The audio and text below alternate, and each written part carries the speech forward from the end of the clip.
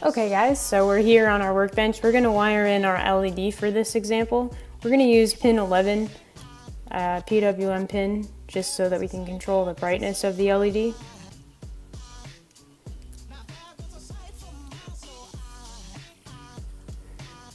And you can find the wiring diagram for this circuit online. You can search on Google or just visit the XOD website. It'll give you a schematic that you can follow. Pretty simple, standard example for Arduino.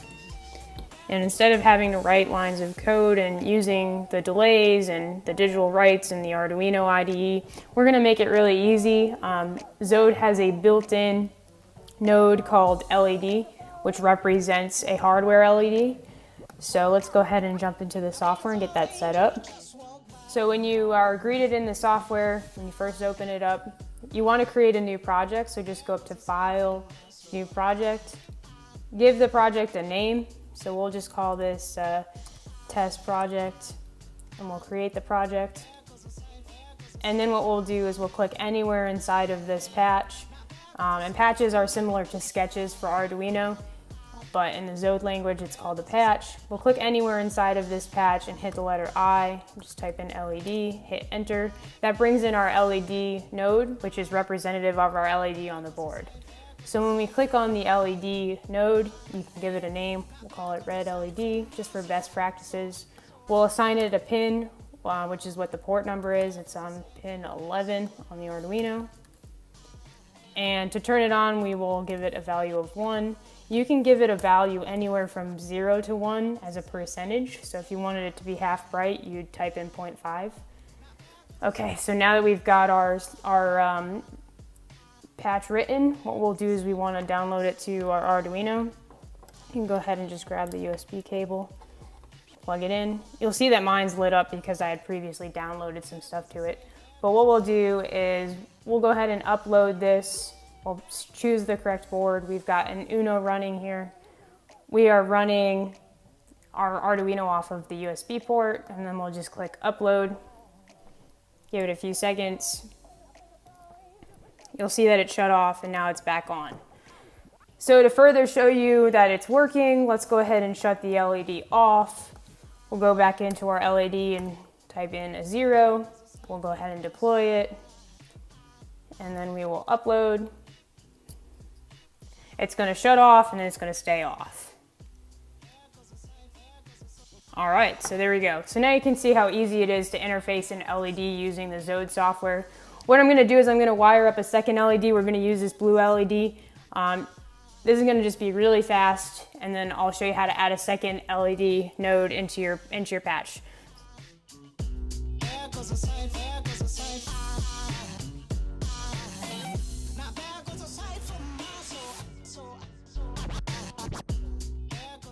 We're going to use pin 10 for the blue LED. Okay. And there we have it. So now what we're going to do is let's just go ahead and update our software. Go in, type the letter I. After you click on the patch, you can type in LED. Another LED pops up. We'll move it over. Give it a name. Call it blue LED. And you can do this with pretty much every node that you can find in the XOD library. Rename it just for good practices. It's on port 10. And let's make this half bright. Let's go ahead and plug this into our board.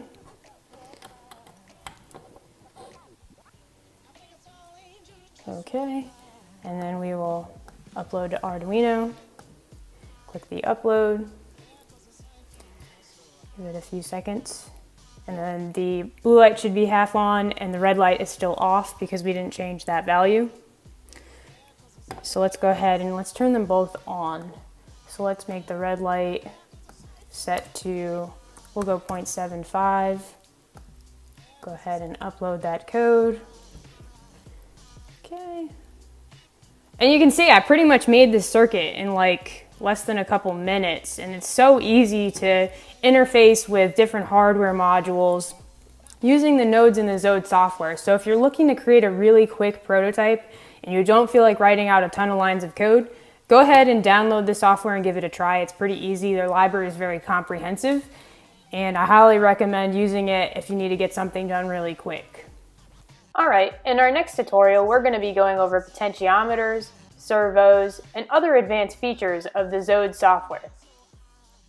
So if you like this tutorial, please click the like button below, leave a comment if you have any questions, and don't forget to check out the XOD software. It's XOD.io.